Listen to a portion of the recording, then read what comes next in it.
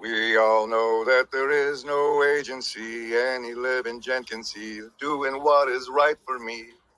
Just lifting up my bro so he can grow some eyes to see that doing what is right for me increases all our agency.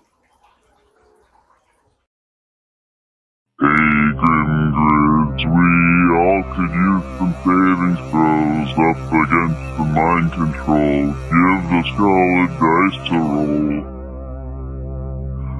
Then at least we'll have a chance to see the foe before he sneaks around behind and does his best to land a blow.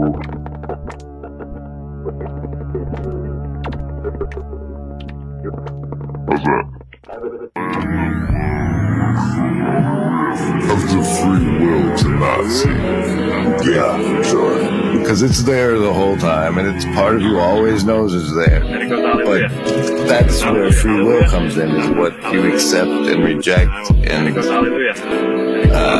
don't know where I'm going with any of this, but well, you're evidencing the heart of the corner, is where you're going. Good. Very intense. This, like, the best definition I've ever, or at least that I've heard of hell that I adopted, was like, it's where God's not. And depending on your worldview, he can be pretty hard to see here. Like, you have the free will to not see. Yeah, sure. Because it's there the whole time, and it's part of you always knows it's there. But that's where free will comes in, is what you accept and reject. And I don't know where I'm going with any of this, but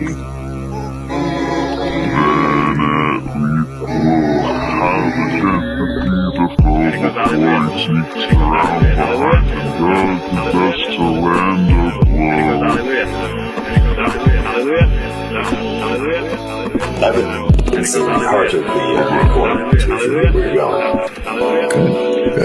Very intense. Peeking into someone else's mind. And I guess it sort of made me think a lot about, what marketing does and how the branding works. And I guess it just made me think that having this kind of knowledge really, well, I think that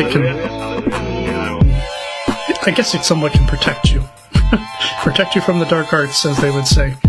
But it's true, though. Like, you need to recognize that these things happen, and when you can realize that these psychotechnologies are, all of the programming that's built into your TV set.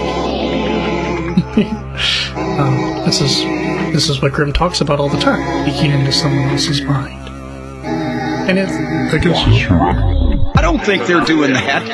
I think these insufferable douchebags are so in love with the smell of their own farts, heads so far up their own asses, that they genuinely believe that they're big stars in some capacity, and that if anybody talks about them, they do it because those people that are talking about them want their attention or want attention. I don't think they're doing that.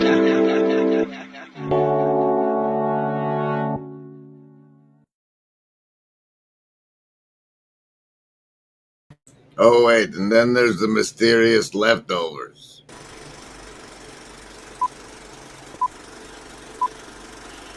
And now, this program is brought to you by... Glass TV on here. Why would we need a TV? A darn TV. Why on earth would you put a TV in here? A darn TV. Why on earth would you put a TV in here?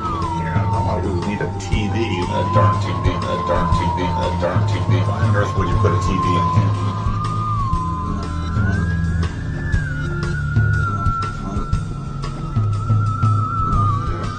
Glass TV on here. Why would we need a TV? Why on earth a darn TV? Why on earth would you put a TV in here?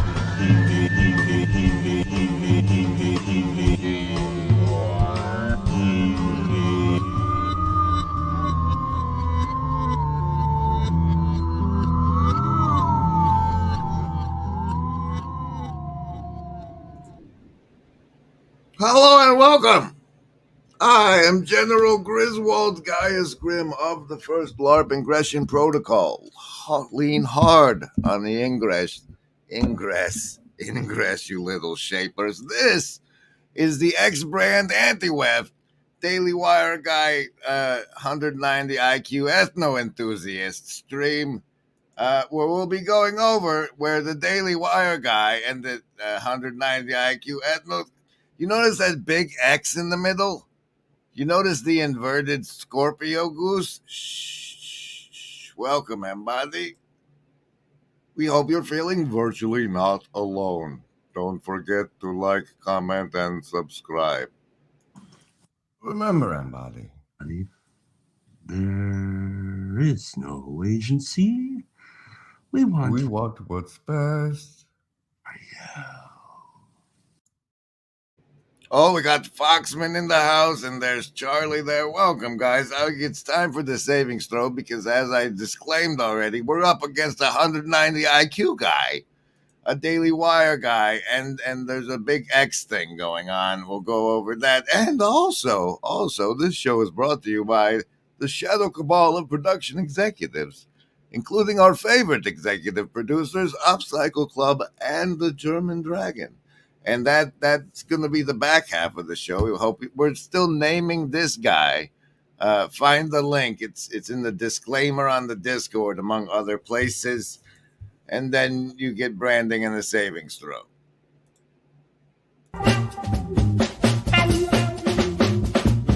It's a whisper in your ear. Now listen here.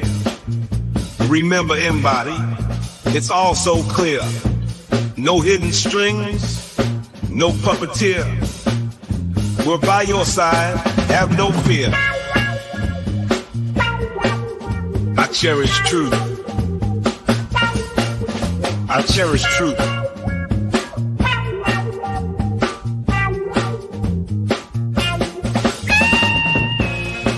Remember, embody, there is no agency.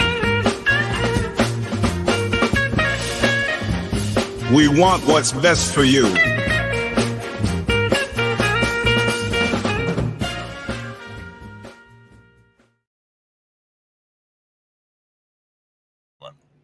That one. That's the one I should leave up when I play the brandings that only have the mid. like that. This is still that stream. The X brand Anti-Wef. Here we go. Here are your savings throws. I hope you know how those go. You are swimming in mind control, and I'm using a very focused beam.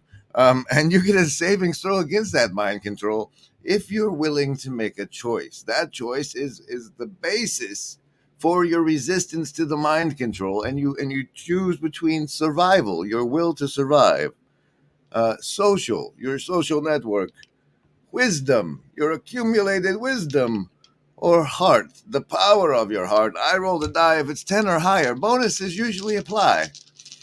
Then you've made your savings throw and take half damage from the mind control, converting it to or beneficial, only feeling the beneficial effects and all the negative ones ameliorated. Isn't that a great word? Ameliorate? Survival, social, wisdom, or heart? Choose.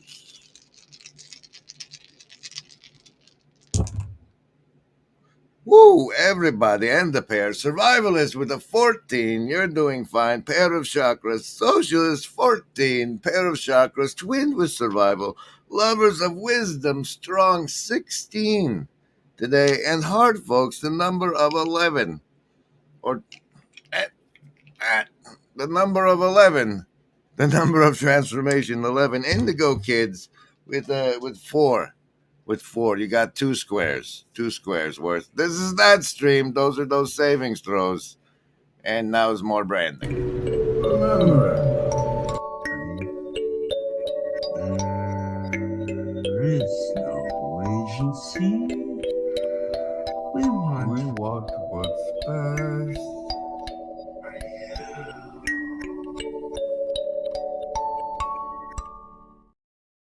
You know, as a creative person, you have to be able to kill your babies. And it took me an extra long time to make this one. So let's get to the first card of the show, called the X card of the show. And that is, as we noted yesterday, there's this new X Dawkins, the Peterson X Dawkins thing. And then today I was enlightened by finding out this was a thing. It's Russell X Jordan. And so there's this new X thing, and I think it's to mimetically associate with the platform X and the superhero Elon Musk. And as it said on this card, here, I had Meme Jack down there at the bottom. It's our opportunity to not let this see. All right, so let's see. This one. Let's bring out the agency deck for this. Once upon a time, there was a lizard man, and we call him the Lizard Man because he went on national broadcast television and said he was Jesus and that there were lizard people. And his name is David Icke. And David Icke is he's the Alex Jones on the British side, probably, something like that. He lives at the Isle of Wight, and that's creepy ass fuck. But anyway, he says that Joe Rogan and Russell Brand and everybody are presenting themselves as the mainstream alternative, as in like controlled opposition to the narrative, the mainstream narrative, the official, the X brand alternative, because your level of ability to comprehend complexity will give you which different personalities representatives to latch onto. And some people, there has to be a good guy. Like there are certain people that can't imagine both of the candidates are the worst playing for the same team behind the scenes, and that there has to be a good guy that they can side with. And as such, here that's going to be the Russell Brands, the Jordan Petersons, the Joe Rogans as the controlled opposition. Hey, the 9 of clubs for the agency deck card of the show. And now it seems they're doing this thing with the Giant X, and as they're associated with it, well, as you can see in this one, and which turns out looking like this. He's in his Kennedy costume now. Of Cain. Cain is rejected by God because his sacrifices are insufficient.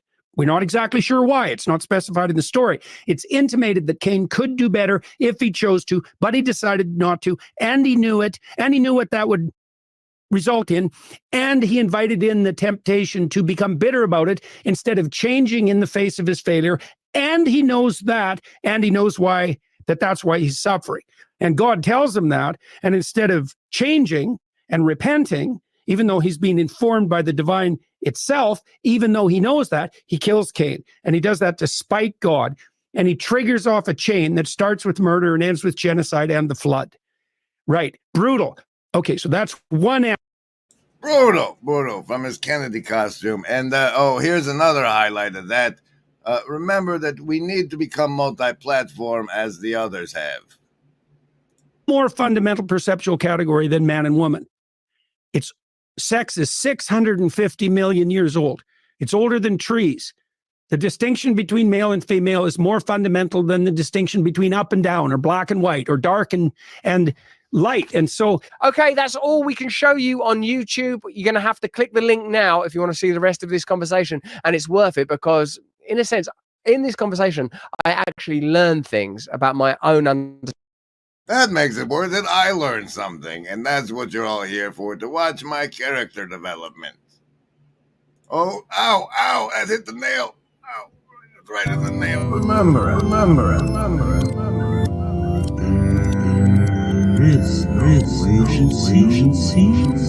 We walk past.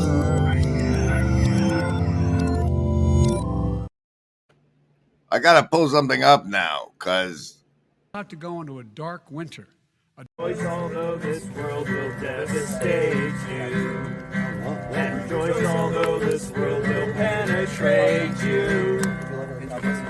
And rejoice, although you will not survive.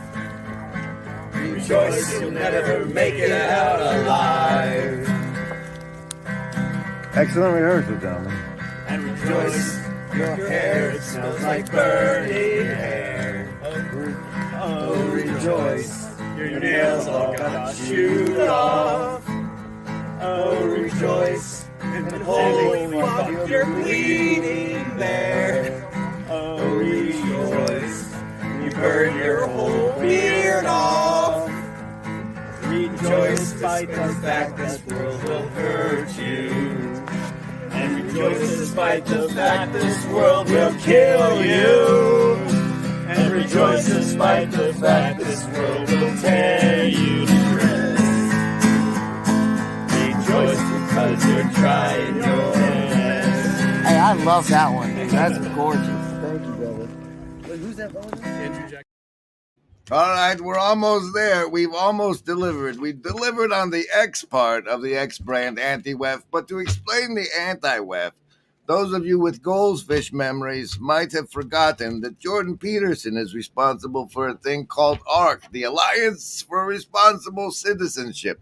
And in case you need help remembering, I did a speech for it that wasn't included with their presentation, but nonetheless was to that audience.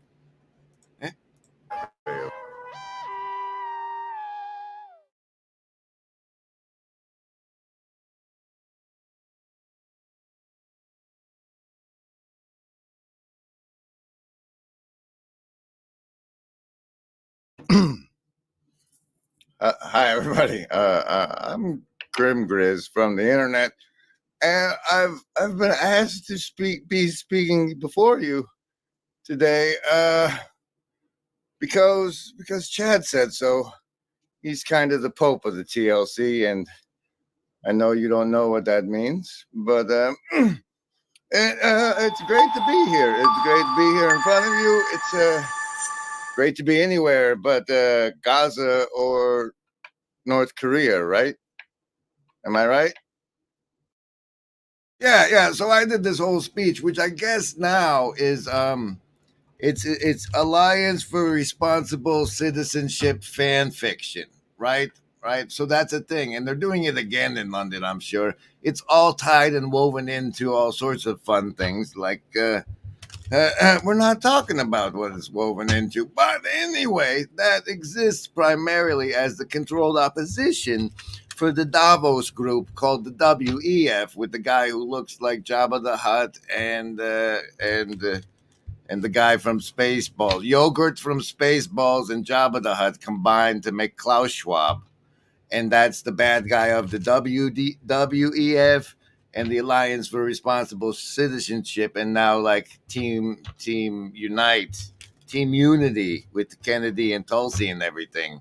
That's the Anti-Wef. And so now we've delivered on the title of this X-brand Anti-Wef stream. Oh, look, it's the Ace of Spades. It's the casino deck card for the show. I always like to see that. Special thanks to the Shadow Cabal. So say we all. And next we'll land on the delivery of the thumbnail of the stream. The X between, do you get retroactive bonuses to undo deeply embedded priors? You shine your light on your own Shadow Lantern axiom, sir. We're busy here. Daily Wire guy versus, or not versus, crossing over. Daily Wire guy Xing over with 190 IQ ethno enthusiast. I don't know if they knew that he was an ethno enthusiast, but we'll be going deep into that. You see, what happened is the algorithm for in all its benevolence provided me with wait, you know why? Tell this story after some branding. What about a music break?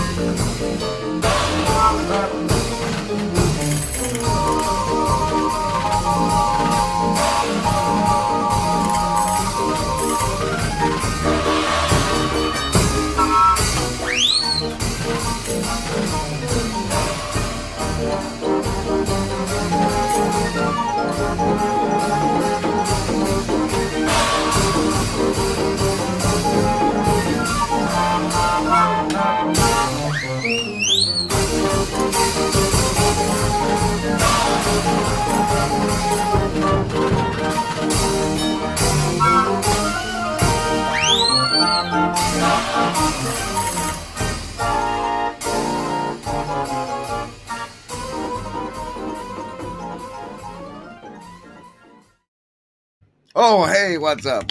Okay, once upon a time, back in the earlier days, I tried to do what I do on the Discords and through the Discords at somebody else's Discord. And that Discord was the one of Toronto Kurt, who refused to come on my show for Valentine's Day. But here's the Canadian deck card for the show, probably the Ace of Hearts.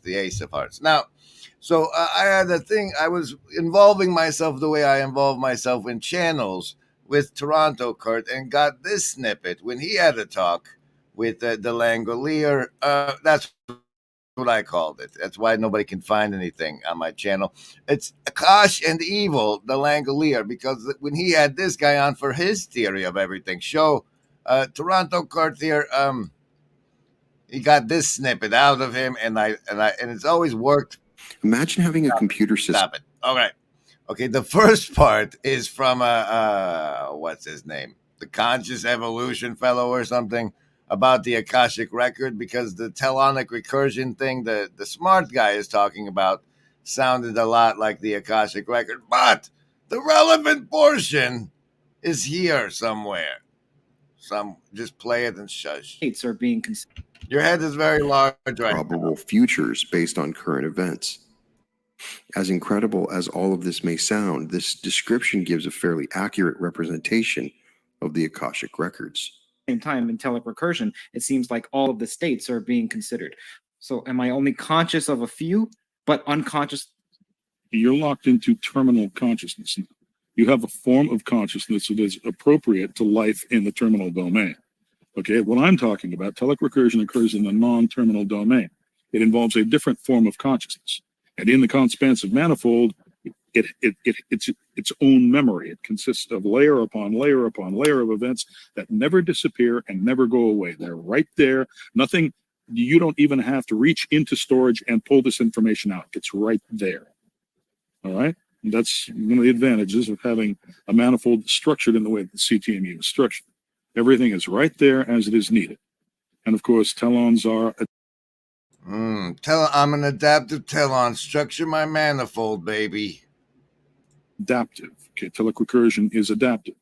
When things happen that are not necessarily in accord with a certain telon, the telon adapts to the new set of resources at its disposal and comes together again, approaching the same final outcome. Does one have to be adaptive if one is, let's say, incoherent, which I heard you equate evil to? I didn't. This is the part that really stuck with me in my diffusion limited graph that makes up my concept of self. I'm not a cat. Equate evil to incoherence. I said evil is incoherent. Your face is very large for me right now. Okay, so basically it's incoherent because evil is anti-existence. All right, basically it hates existence and it wants to go out of existence, right? But and I think that him saying that right then and there gave me like the most massive guilt trip for all of my sin of despair and suicidality I had ever felt in my entire life. And recognizing that this with being evil within me was quite a gift. Thank you. When evil is anti-existence. All right, basically it hates existence and it wants to go out of existence, right?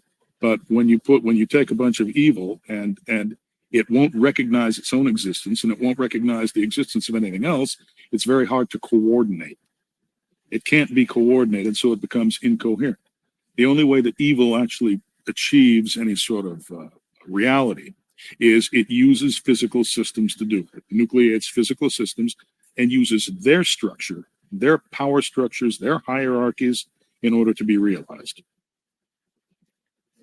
That's a danger zone phenomenon. Just assume that proposition is correct. Then I did the promo about nuggets across time. Oh, look, it's the Kofi link. Like I do this for a living and you can play some branding. Just play it.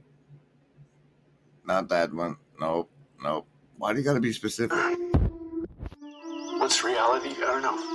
When my bird was looking at my computer monitor, I thought, that bird has no idea what he's looking at. And yet, what does the bird do? Does he panic? No, he can't really panic. He just does the best he can. Is he able to live in a world where he's so ignorant? Well, he doesn't really have a choice. The bird's okay, even though he doesn't understand the world. You're that bird looking at the monitor, and you're thinking to yourself, I can figure this out. Maybe you have some bird ideas.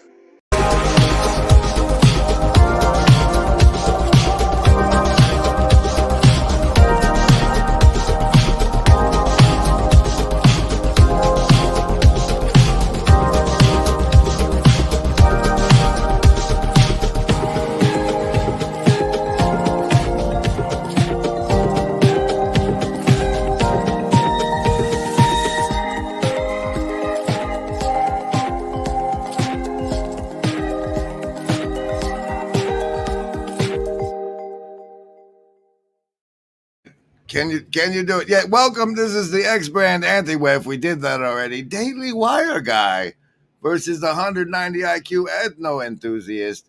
So I think the reason that the algorithm provided me with this nugget over on from the Chris Langan channel, the interview they don't want you to see, which is interestingly it appeared if I mouse over this members only part, it says that it premiered on October 19th of 2024, but was members first on August 10th, 2022. And it's got 22,227 views. But so it's recently out, but 2 years old. And because I think that could be because he's an ethno enthusiast and this other fella is a Daily Wire guy. But let's dive into that by going to our first timestamp. Why the background of why he became an ethno-enthusiast, perhaps, if we'd like to speculate. Here. Okay, what I'll do is I'll take a civil service exam. Oh, wait. Now, this is, I listen to these guys at high speed because I'm so super smart. I don't want to sound insensitive, but at that point in New York, there was a protocol whereby you take the civil service exam, and if you are a minority, if you are non-white, you get 30 extra points. Yeah. Well, there's nothing insensitive. This is just a fact. I mean, it's a fact of our law. It's just a fact. They've been doing it for a long time. It's called affirmative action, of course. And when that happens, you know, and I'm applying to be, say, a police officer, right? And all of these other guys, these non-white guys, are, you know, looking also to be police officers. You learn that there's a line of 3,000 guys in front of you. So then you give up your idea of being a police officer, and you give up your idea of ever succeeding, getting a job on the basis of a civil service exam. Now, they do have, you know. Imagine, if you will, you're somebody with really stupid high intelligence. Wouldn't it be then, therefore, so much more painful to do what he just said and give up an idea? But after that, what happened was 1144.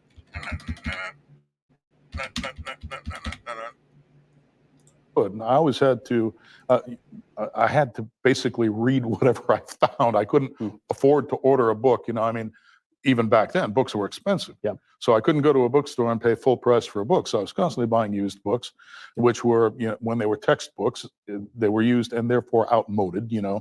The field advances, the book stays the same. Yeah. But nevertheless, you know, it's got some of the stuff that I need in it, then I can absorb that. So that's what I did. Yeah, just basically worked on my, you know, on my own ideas, trying to apply what I read in these books. Punching cows. Familiar with Bozeman, but anyway, I was you know, working as punching cows, stacking hay, irrigating on this ranch, and I took 2 books with me, and one of them was a book by Albert Einstein on the theory of relativity, and the other one was a book by Bertrand Russell. Okay, and I would read these books. I was living in a covered wagon. They call it a sheep wagon these days, but literally, I'm not kidding. I mean, that's what it was. You know, a kerosene lamp in a sheep wagon out in the middle of a field. Reading Bertrand Russell and Albert Einstein. Reading Bertrand Russell and Albert Einstein, and it occurred to me, these 2 things really need to be put together. And then, you know, once I decided that, I started putting them together, and then I found out about Kurt Gödel and the undecidability theorem, and yes, absolutely. Okay, you see, because reality isn't just geometric, which is what Einstein thought it was, nor is it just linguistic. It's a blend of the 2, right? Russell saw it as being linguistic. Einstein saw it as being geometric. Okay, so I decided that reality must be logico-geometric, putting the 2 of them together. And of course, then I realized, well, I've got to put together a theory, construct a theory in which reality is actually logico-geometric. And so that's where the CTMU came from. And you might ask yourself, why, sir? Why would you be concerned with what somebody who is purported to have 190 IQ have to say about anything? And it foreshadows nicely to the next part of the show if I show it to you here.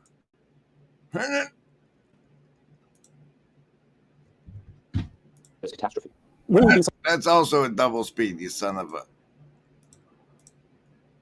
Selecting each other for cognitive prowess, we've been selecting ourselves for the ability to generate avatars out of ourselves and kill them instead of dying. It's unbelievably brilliant. Most animals will produce variants of themselves physically, and then most of those variants die. But human beings have like a game engine. The game engine is a mechanism for producing games. Well, that's what our brains are like. Our brains are game engines for producing games. When you think you produce an avatar of yourself, you produce a fictional world that avatar inhabits, and maybe you produce multiple fictional worlds and multiple avatars. That's the you that could be tomorrow, which is what you're doing when you're planning. And you walk the avatar through its potential routes, and those that look good you keep, and those that don't look good you kill. Then you can embody the ideas that you keep and act those out, and hopefully the idea is that when you embody them, you're successful and you don't get killed. Tell me that you've lived here your whole life. No, not yet. Are you married? No, no bad habit. No bad habit, eh? Well, what do you chew that tobacco for? For nothing. Nobody's fool enough to pay me for it. Well, tell me, how far is it to the next crossroads? Follow your nose and you'll come to it. Follow your nose, follow your nose and you'll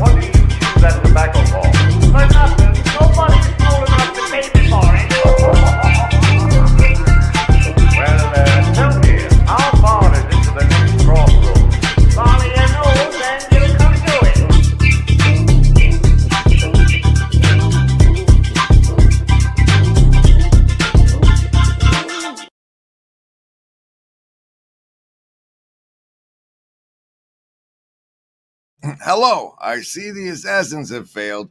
Great news, I've decided to deliver now on the thumbnail. On the thumbnail where we go back to the rest of this Daily Wire guy and the ethno enthusiast and go through the reasons why they should have released the content sooner. And then we'll go back around and see why they didn't release the content sooner and it ended up coming out on his channel. But unfortunately, I also realized that my coffee cup was empty, so here you go.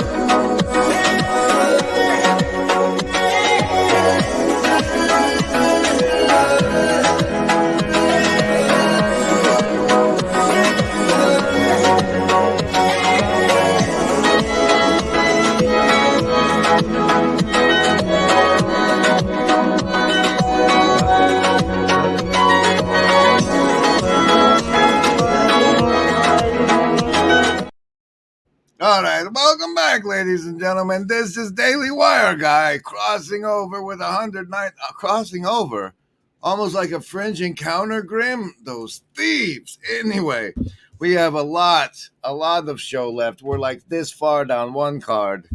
Here's a little clip distillate, and that's a collage of clips in order, timatically. Like in chronologic order. A distillate is clips in chronologic order also known as a collage of why they should have released this content on the Daily Wire itself. What? And breadth here.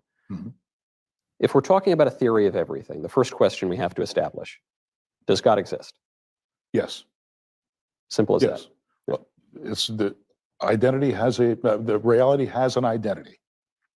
Okay? The identity is that as which something exists. Okay? Matter of fact, when you say the word reality, you're naming an identity. You're identifying something. I'm smiling because your answer on this is so beautiful. It just reminds me of Moses at the burning bush. And Moses at the burning bush says, "Who shall I tell the people that you are?" Talking to God. And God says, "Tell them I am that I am." That's right. I am identity itself. I'm being himself. That's exactly right.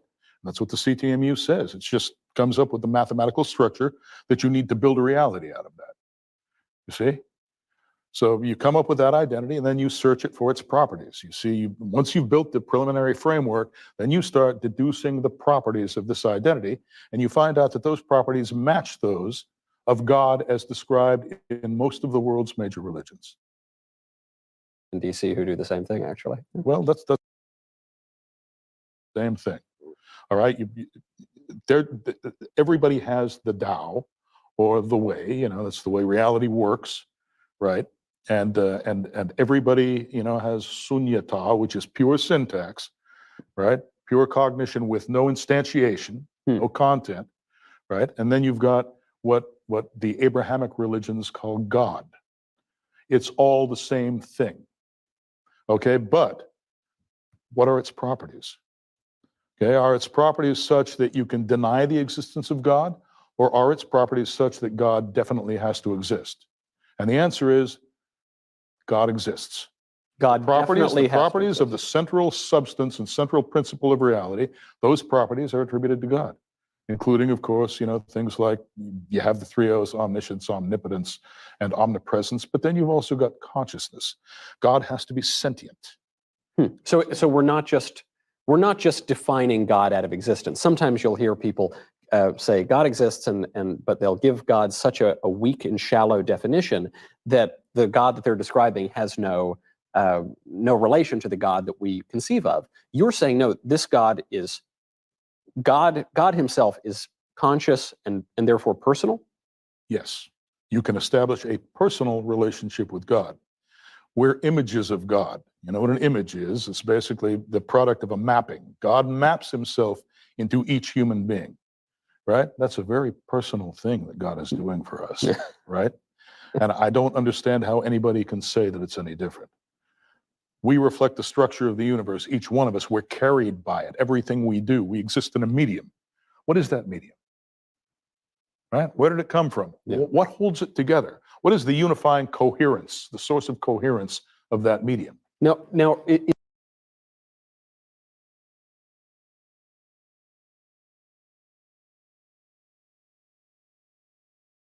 obviously true for me. The idea that, I'm a member of the body of Christ. The idea that God creates the world in this great act of love, this great act of charity. Self-love. Well, then, self-love. Don't forget, you're an image of God. Right. So in loving Himself, God loves you. And God, and you're supposed to love God back. Right. And this ties into something like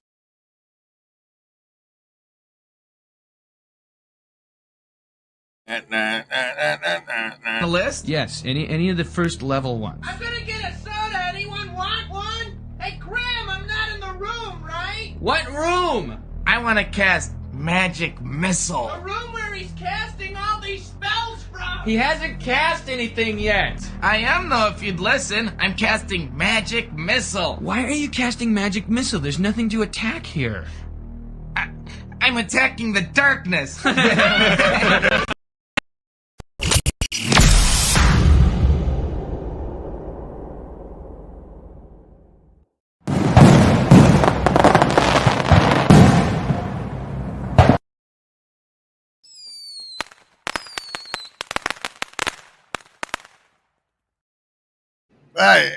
Hey, we're and then you were supposed to let him go till he said Trinity, I think.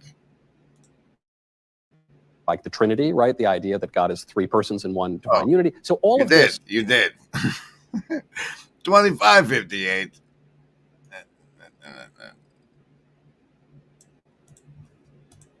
Irreducible is, it turns out that in order to quantize that theory that I was talking about, that theory of identity, where you've got the display and you've got the processor, and it's handling both. It turns out that in order to handle both of those things, you need a certain kind of quantum. That quantum is called an identity operator. God is the identity. So obviously these little quanta, they have to be, they're doing things, they're processing, so we can call them operators, right?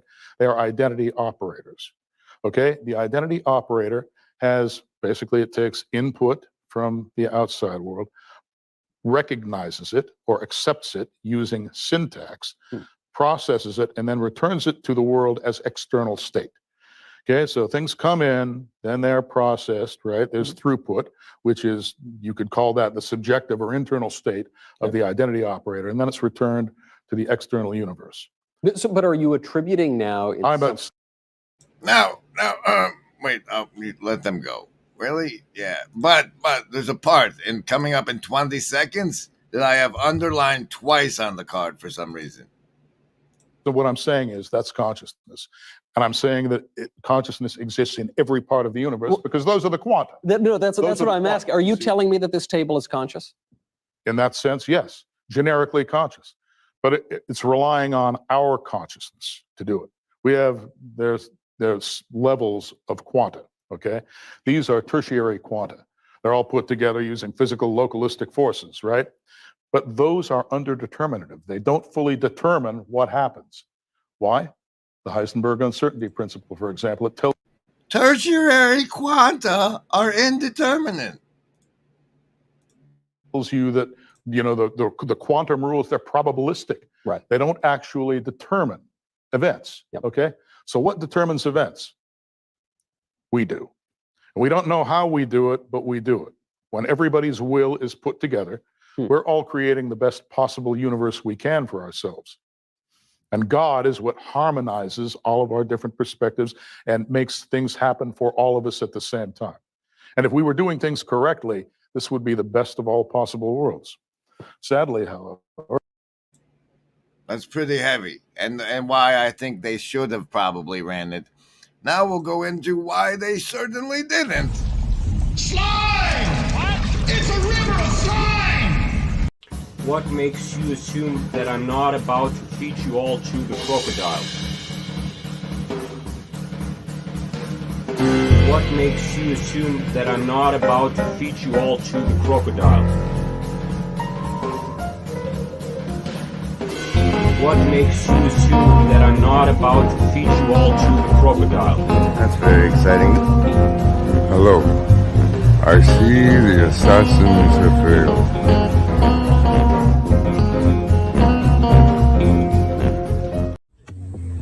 Did you get that on video? No. Mom, I'm not going to. That's, I'll show you later. Look, the gator, obviously.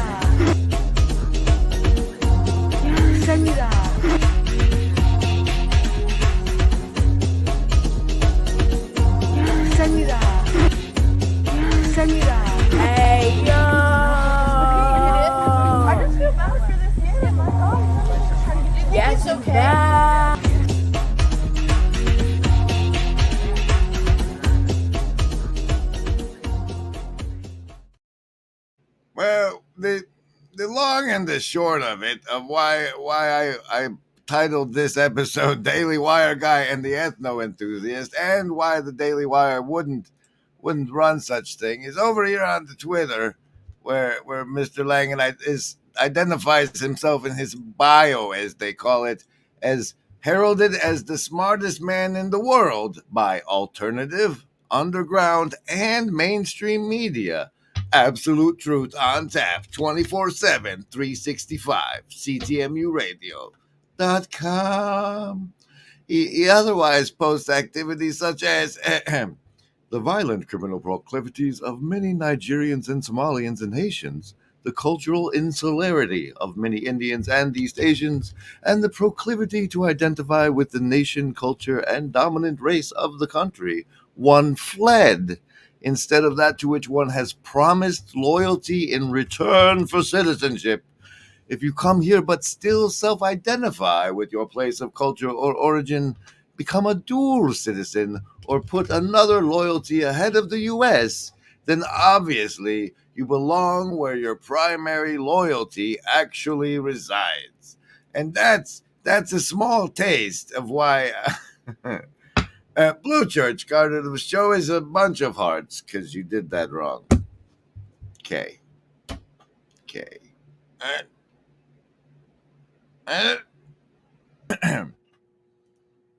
Special thanks to the Shadow Cabal. So say we all. And now, to finish up our coverage of this part thing there, we have the Licorice Demons at 39.58. 39. There, almost there. Faster. At that point in his career, I think that's all he was talking about. Yeah. But, Did you ever get into drugs? I'm not saying, just because you were around bars in New York, but even the drugs that everyone says expand your mind and anything like that? well, you couldn't really grow up in the era when I grew up around the kind of people I was surrounded with without trying, some drugs. I don't have a substance abusive tendency in my body. Yeah. I just don't have any bad habits except for this. Licorice and candy. Oh man, I love that stuff. It's addictive. I'm addicted to it. It is. But I have to hide it from myself. I don't have any in the house right now. But you never got, because I would always have people tell me, especially in college. In a dream I had once, the highest IQ guy ever had a licorice problem. What's the symbology? They'd say, Michael, you have to drop acid. You have to smoke this. You have to take mushrooms. It's going to expand your mind. And I thought, my brain, such as it is pretty much all I got. I'm not exactly the captain of the football team. And if some drug messes up my brain, I'm sunk. That's correct. But of course, what they say is that some of these medications can actually be good for you in terms of you may have certain things, certain mental routines that are destructive and that aren't good for you that can be interdicted by psychedelics, for example. What's your take on it? My take is that could very well be true. The psychedelics could open up a gap between your temporal consciousness and your non-terminal consciousness, right? Your mind it's an extended stratified thing. We're just using our terminal consciousness right now, but there are other aspects to your consciousness. You can actually get, certain kinds of insights and communications if you just open up a gap. You understand? And let them come in and fill the gap, and then, you can see them as they would ordinarily. So the things that people see when they're on psychedelics, I usually write them off and I tell people, you're just hallucinating. But you're saying maybe that's not all it is. They might be seeing something real. Well, once again, what is reality? Is reality just stuff out there? No, reality has a mental aspect. Yep. Right? And once you admit that basically everything has a mental aspect, then of course what's going on in your mind is real. It takes on a kind of reality. It's not the same as physical reality. It is nevertheless real. Are angels and demons real? Yes. This means that the individual's psyche is far from being safely synthesized. On the contrary, it threatens to fragment only too easily under the onslaught of unchecked emotions. While this situation is familiar to us from the studies of anthropologists, it is not so irrelevant to our own advanced civilization as it might seem. We too can become dissociated and lose our identity. We can be possessed and altered by moods or become unreasonable and unable to recall important facts about ourselves or others, so that people ask, "What the devil has gotten into you?" We talk about being able to control ourselves, but self-control is a rare and remarkable virtue.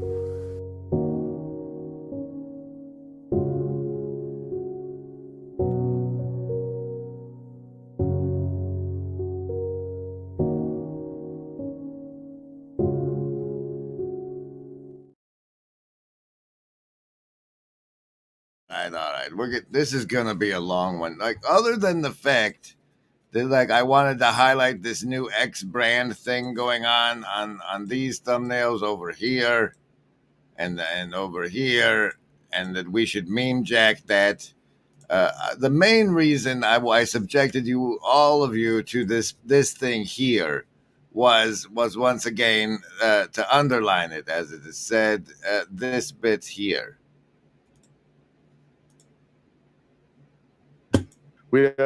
There's levels of quanta, okay? These are tertiary quanta. They're all put together using physical localistic forces, right? But those are underdeterminative. They don't fully determine what happens. Why? The Heisenberg uncertainty principle, for example, it tells you that, you know, the quantum rules, they're probabilistic. Right. They don't actually determine events, okay? So what determines events? We do. We don't know how we do it, but we do it. When everybody's will is put together, we're all creating the best possible universe we can for ourselves. And God is what harmonizes all of our different perspectives and makes things happen for all of us at the same time. And if we were doing things correctly, this would be the best of all possible worlds. Sadly, however, we oftentimes make mistakes. Speaking of mistakes, the next thing we were doing is going into the second half of the show, brought to you by the Shadow Cabal. Executive producers.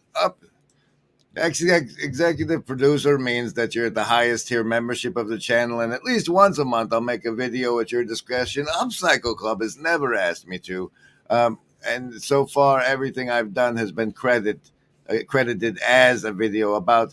But at any rate, we're in the second half now, and it starts with this. Oh look, he's picked up on the campfire mythology. Link above. Link in the hive mind, chat.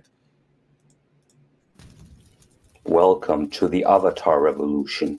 I'm the German Dragon, and today I'm going to introduce you to a movement that is set to transform YouTube as you know it. We are one movement, one people, one family, and one glorious community on YouTube, and together we will make attention great again.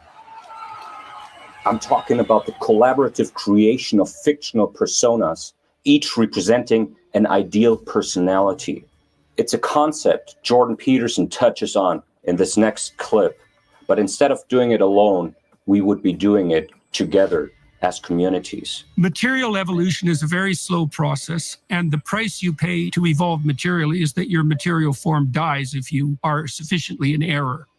But if you virtualize that, so that your thoughts are now avatars of yourself, you can have your foolish avatars expire and you can continue. But why should we create? We all know that there is no agency any living gent can see. Doing what is right for me is lifting up my bro so he can grow some eyes to see that doing what is right for me increases all our agency. Oh shoot, where was I going with this? Attention. We mean by avatar and how we relate to them. To frame our discussion, here's a thought-provoking clip by popular YouTube pioneer and analyst Paul Vanderklay. Viewers like people, internet avatars that... Thought-provoking clip by popular YouTube pioneer and analyst. Here's a thought-provoking clip by popular YouTube pioneer and analyst Paul. Ducks eat bread. They do. They like it. Paul Vanderklay. Viewers like people, internet avatars that are in some ways aligned with them, that they can identify with, and in some ways they can sort of participate in this idealized being of light here, manifesting to you maybe who you want to become. This is a familiar experience for many of us online, forming deep emotional relationships with our favorite influencers who become our mentors, our heroes, and maybe even saints. That's what we mean by avatars. In the digital space, these influencers take on a far greater presence than they ever could in real life. Once you're dealing with people face to face, you're no longer dealing sort of with these reputational avatars. And there's always a difference. We imitate them and defend them as if they were family. But when they fail to live up to the ideal we've built in our minds, it feels like a very deep disappointment. At worst, it can even feel like betrayal, as if our own father had turned his back on us. It makes me upset that this man who I once looked up to, who seemed like he was trying to spread truth and spread positivity in the world, make the world a better place, help inspire young men. Now all I see is someone that I would avoid in public. That's why I'm starting a petition for Jordan Peterson to quit Twitter. The challenge we face is that part is references a thing that you need to know if you don't know, and that's called the Internet of Beefs by Rascal, or I don't know how to say that. It's called the Internet of Beefs, and I'm going to read some of it to you now. A beef-only thinker is someone you can not simply talk to. Anything that is not an expression of pure, unqualified support for whatever they're doing or saying is received as a mark of disrespect and a provocation to conflict. From there, you can only crash into the honor-based conflict mode or back away and disengage. The connection to crash-only programming is more than cosmetic, but it will take some setup before I can establish the conceptual bridge. Well, I guess I'll need to prepare a condensed version later. If you're a reader type, be sure and check it out over on ribbonfarm.com. It explains the mooks and nights things we all go into all the time around here. Let's move on to the next timestamp. Hey, okay, 4:48. When we've been selecting each other for cognitive prowess, we've been selecting ourselves for the ability to generate avatars out of ourselves and kill them instead of dying.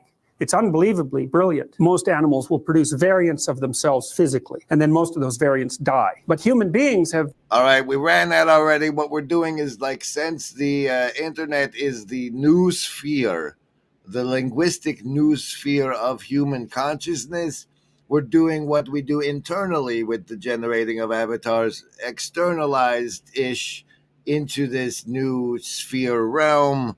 And then he has this great aside right here I really love at 8 minutes and 7 seconds. Interests, the will to power. But think about it for a moment. How different is what we see in politics from what influencers are doing online? Viewers like people, internet avatars that are in some ways aligned with them, that they can identify with. Let's play a quick game of the imagination. Let's imagine that what I'm saying is deeply resonating with you, and you are seeing me as someone who could represent your values at the highest level of media influence. You might decide to follow me, share my content to amplify the message, and even comment to provide feedback, which I could use to refine my message. Very much like the process Peterson outlined earlier. And he notices that certain things he says elicit an emotional response from the crowd. And so the crowd starts to shape him, and he starts to enter into this dance with the crowd. And he becomes the rip. And then sometimes the crowd can even become an executive producer. Special thanks to the Shadow Cabal. So say we all.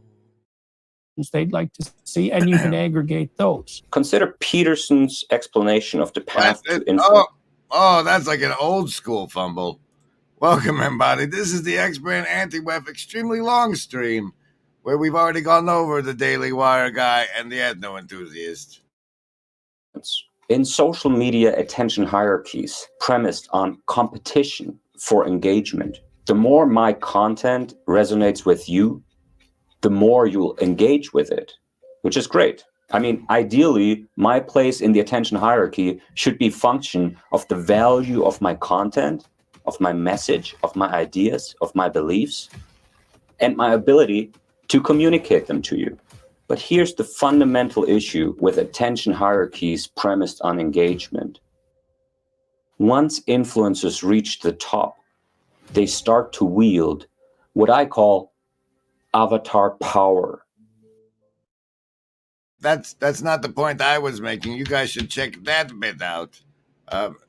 Give him a view, right? But here's the bit. Consider hierarchies premised on competition for engagement. The more my content resonates with you, the more my content resonates with you, the more you embody it and take on the aspects of the avatar being admired. What? Can't reach them anymore. Viewers like people, internet avatars that are in some ways aligned with them, that they can identify with, and in some ways they can sort of participate in this idealized being of light here, manifesting to you maybe who you want to become. As Paul Vanderklay just said, he brought up the beings of light, and the way he said it always reminds me of this bit here in the book of Revelation, as assisted by ChatGPT demons, and deceiveth them that dwell on the earth by means of those miracles which he had the power to do in the sight of the beast, saying to them that dwell on the earth, that they should make an image to the beast, which had the wound by a sword, and did live. And he had the power to give life unto the image of the beast, that the image of the beast should both speak and cause that as many as would not worship the image of the beast should be killed. Now, for some reason, the fact that, like, it's within our technological abilities for either Elon Musk or Donald Trump to appear on my phone and start speaking to me has always really resonated with that line. Oh, I guess we got back to the X a little bit there. That was an aside. Let's jump back to where we were at 1822. Oh no, you just wanted to give him a shout out for influencing him to the Harry Potter side of things. I know we all remember the pain of waking up from our childhood fantasy to our human reality. It's a painful awakening. I felt it too when I realized that Pokemon did not exist for real and I could not catch them all. For days, life seemed utterly meaningless. I would look at cats and dogs and curse their existence because they struck me as poor substitutes for Pikachu and Mewtwo. I must have felt like Elon Musk when he discovered that America was not planning to go to Mars. You know, there need to be things that make you look forward to waking up in the morning. You wake up in the morning, you look forward to the day, look forward to the future. Some of you may have felt similar when you were introduced to Hogwarts in your adolescence and realized you would never go to a school of wizardry. But that turned out to be wrong. You found one in the room of requirement we made on the internet in the Defense Against the Dark Arts program on the Broken Clock Tower Discord. Lucky you. And now to finish up this Daily Wire guy X that stream, I have some mysterious chats open. My big, actually, the notion I have, the problematic notion I have with your project there, my dragon friend, is that the fictional characters and the embodiment of it, them being fictional, they have to be LARPable, not fictionable. They have to be able to fight the main persona for control over the existence of the host body. It can't be.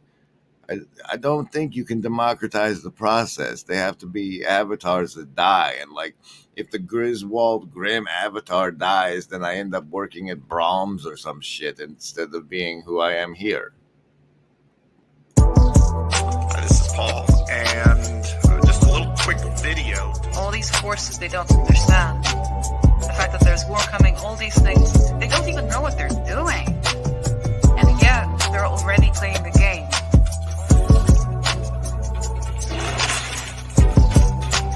That's what it's all about.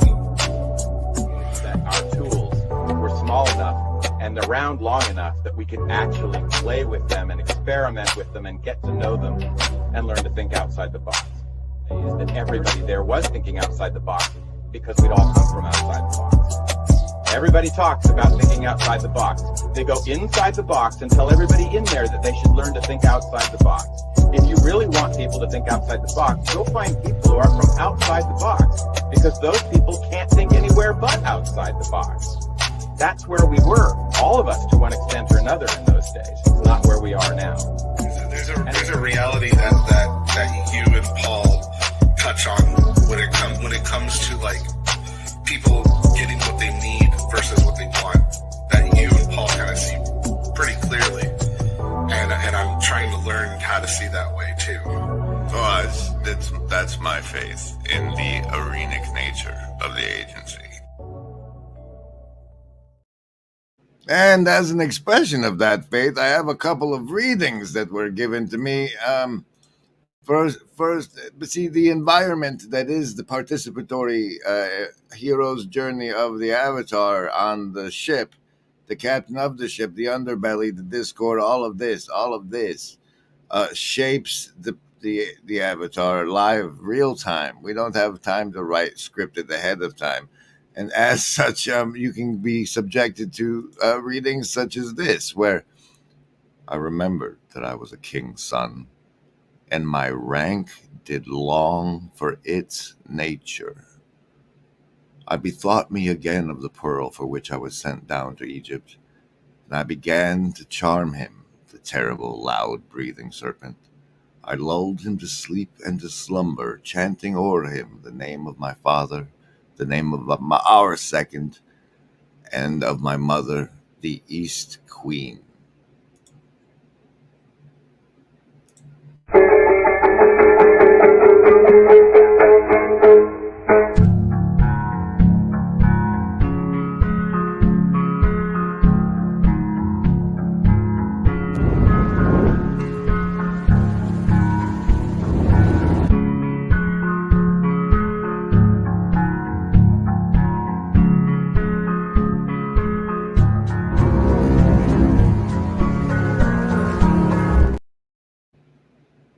And this one. Sphinxes line the gardens of Versailles, while Jesuits in China and French academicians debated the origins of hieroglyphs, all a century before Napoleon set sail for the Nile. Scholars, religious and secular, have been intrigued since the Renaissance by remnants of non-European civilization, first in recovered Egyptian obelisks in Rome, and later from missionary accounts of China. China and Egypt had mysterious written languages, unknown histories, great accomplishments, and represented archetypes of order outside Christian or Greco-Roman history. This. Anyway, back to the main point about morality. Now what'll that asshole think of next?